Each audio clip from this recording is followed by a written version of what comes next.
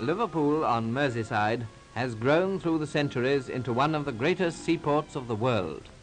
Factories and warehouses, towering buildings and blocks of offices throb with the vast commerce of the sea, and the daily lives of countless workers are governed by the intricate details connected with commerce and shipping.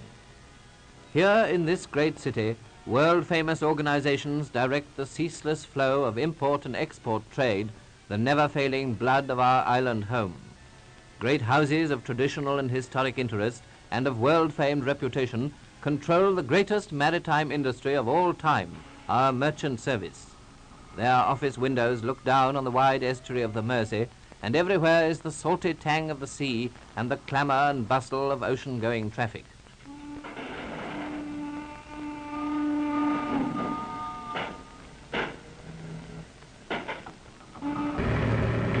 In the early hours of the morning, those who work on the ships and in the dockyards begin to pour into Merseyside from the outlying districts. They are followed by the office workers and those with business in the city who come from across the river from the large residential area of Cheshire, known locally as the Wirral.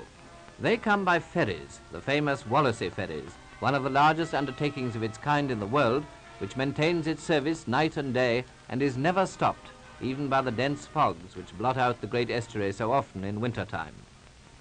As we approach across the water, the docks become clearer in the smoke and haze, and we get an impressive picture of the huge area they cover.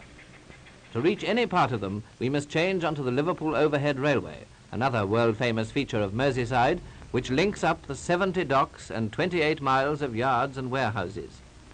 We have followed the dockers down to the scene of their work, the ships themselves brought alongside to discharge their precious cargoes.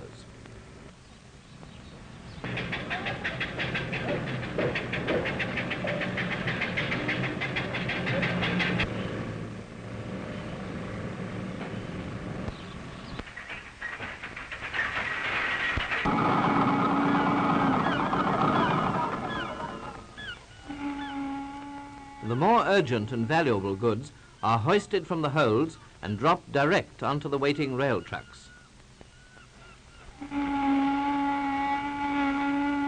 While others are temporarily stored in the waterside goods yards until transport is available to carry them to neighbouring warehouses or the great marshalling yards.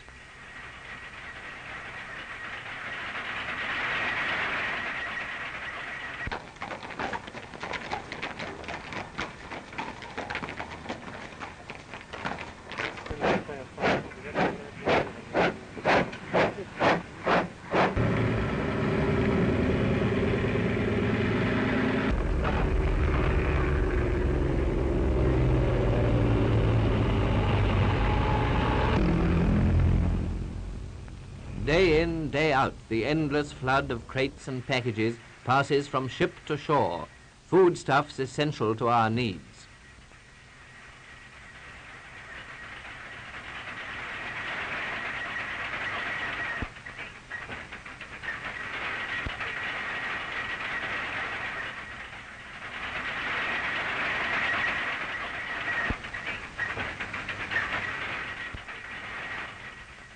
Some of the cargoes are transshipped to barges and embark on a voyage of a different kind down the pleasant waterways of England, such as the Bridgewater Canal, which connects the great seaport with our industrial centres.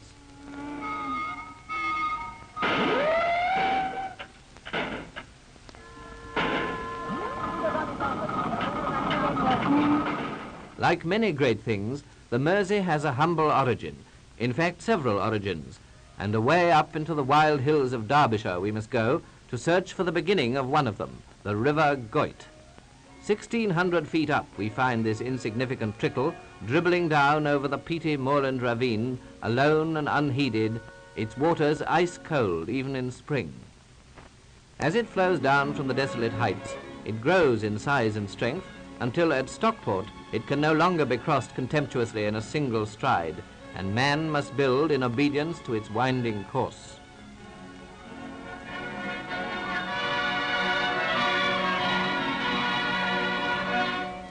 And here the Goyt receives a reinforcement, the River Tyne, and from then on, as the Mersey, they sweep triumphantly together through the city.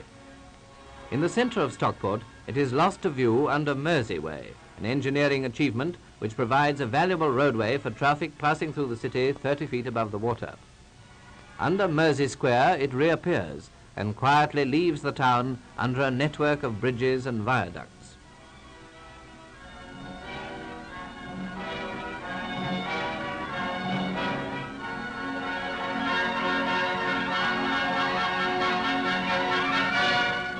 Further on, the Mersey flows towards the Manchester Ship Canal and eventually merges into it.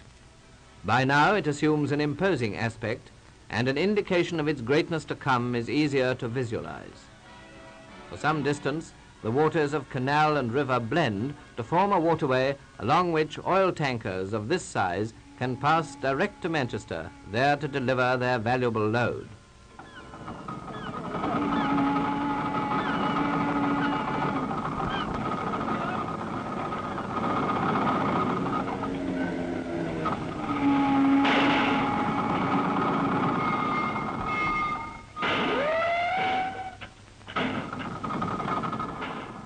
But Britain must deliver the goods overseas, and into Liverpool pours a steady stream of home-produced articles to meet the constant demand of buyers abroad. They come from all parts of the country. To cross the Mersey from the south, the road traffic may use the great Mersey Tunnel, which relieves the congestion on the Wallasey cargo ferries. Day and night, these sturdy little vessels shuttle to and fro across the estuary from the Cheshire coast to Liverpool, their broad decks crammed with road transport.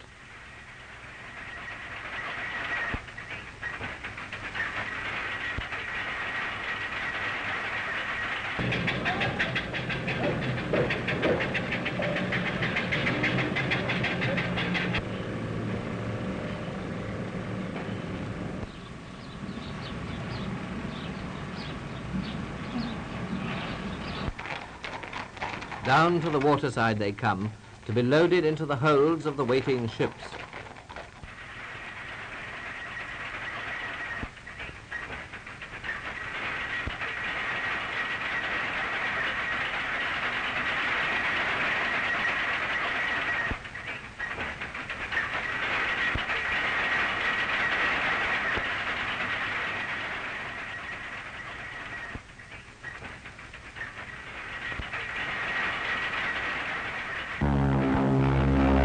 Again, Merseyside prepares to say bon voyage to a departing vessel.